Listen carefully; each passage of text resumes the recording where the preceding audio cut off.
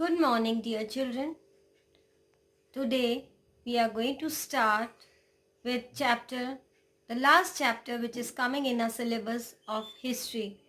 And the name of the chapter is Civilizing the Native, Educating the Nation.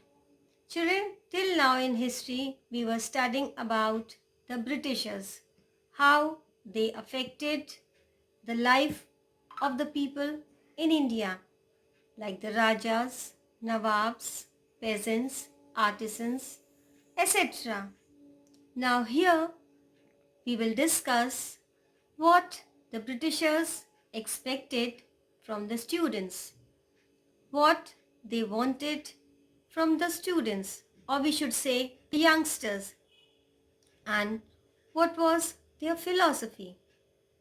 So they wanted that the youngsters, the students should be well educated because they believed it is the youth only who will be ultimately responsible for the proper functioning and governing of the nation. So they wanted that the nation should be educated, but education not in the field of giving Indians independence, but educating the youngsters so that they could use them, these youngsters, these Indians, and fulfill their demands, their offices. So, this all we will study in this chapter.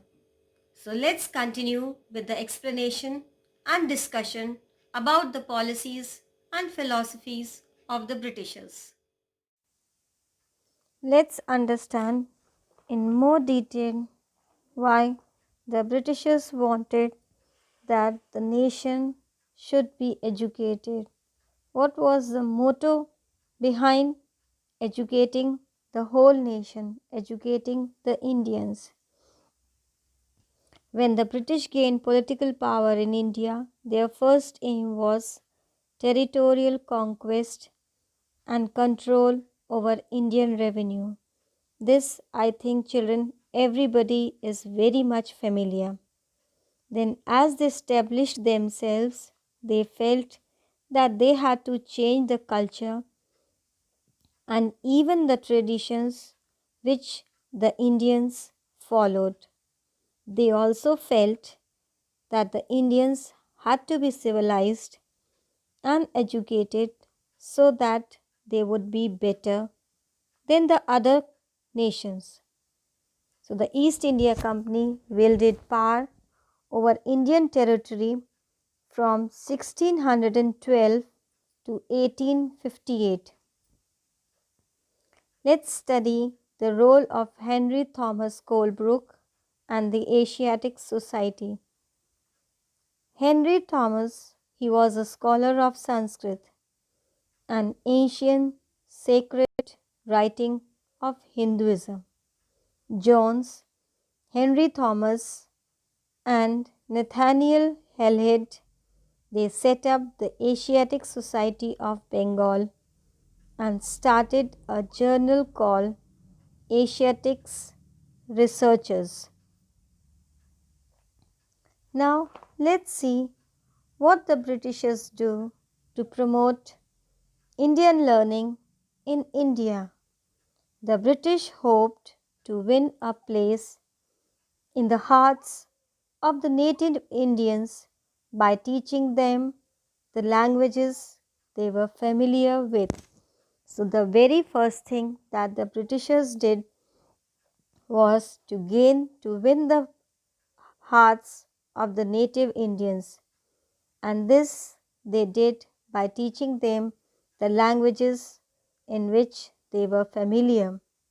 In 1781, a madrasa or college was set up in Calcutta to promote the study of Arabic, Persian, and Islamic law. In 1791, the Hindu College was established in Banaras to encourage the study of ancient Sanskrit texts that would be useful for the administration of the country. So children, the Britishers not only worked for the Hindus in educating the Hindus, they also opened colleges or madrasas for the study of Arabic, Persian, and even Islamic law. And they also opened various colleges to encourage the study of ancient Sanskrit texts that would be very useful for the administration of the country. British officials, they also criticized the Orientalist, though there was one group that was of the opinion that Indian culture and tradition should be promoted. There was also another group, that British officials, who criticized the Orientalist vision of learning. Then the Britishers felt that it was wrong on the part of the British to spend so much effort in encouraging the study of Arabic and Sanskrit language and literature. According to this group, knowledge of the East was full of errors and unscientific. Eastern literature was non-serious and light-hearted. James Mill was one of those who attacked the Orientalists. Let's see at the few acts which the Britishers passed. First was English Education Act of 1835. He felt that knowledge of English would allow Indians to read some of the finest literature the world had produced. The knowledge of English would make them aware of the developments in Western science and philosophy. Teaching of English could thus be a way of civilizing people, changing their tastes, values, and culture.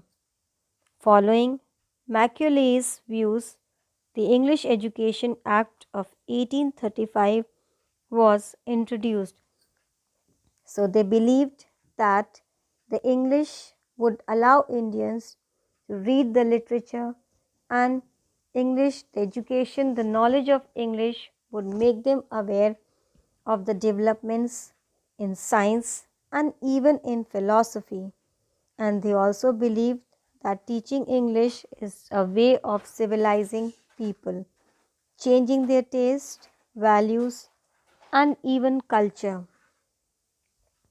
The main features of the English Education Act of 1835 was English was made the medium of instruction for higher education. Promotion of Oriental institutions like the Calcutta Madrasa and Banaras Sanskrit College was stopped. English textbooks were produced for schools. Then education for commerce. In 1854, the Court of Directors of the East India Company in London sent an educational dispatch to the Governor General in India, and it was issued by Charles Wood, the President of the Board of Control of the company, and it was commonly known as the Wood's Dispatch.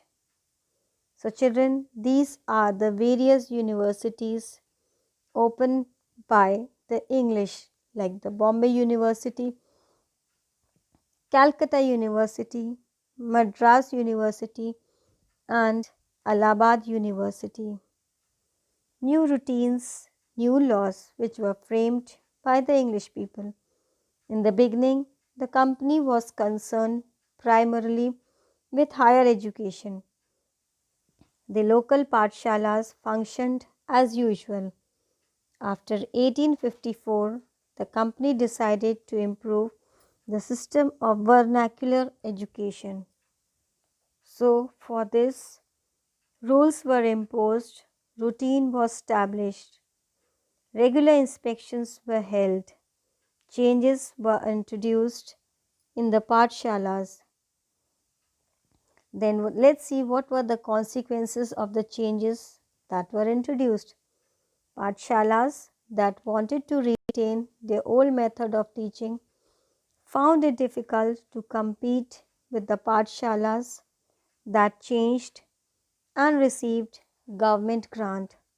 Peasants, children who were able to study in the old Pathshalas because of the flexible timetable, now they found it difficult to attend the new schools. Now let's see the agenda for a national education. From the early 19th century, many Indian scholars they also felt the need for change, the development in the field of education. Some Indians felt that Western education would help modernize India. They also believed that the Britishers to open more schools, more colleges and universities and to spend more money on education. But Mahatma Gandhi and Rabindranath Tagore they were against Western education. Now let's see what did Gandhiji wants. Mahatma Gandhi he felt that colonial education created a sense of inferiority in the minds of Indians. It made them see Western civilization as superior, and that destroyed the pride they had in their own culture.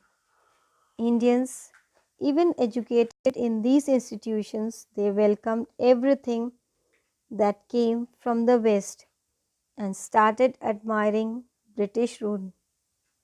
Mahatma Gandhi was very keen on an education that could help Indians recover their sense of dignity and self respect. He believed, Rabindranath Tagore believed, and even Gandhiji believed that classrooms should be under the Shanti Niketan.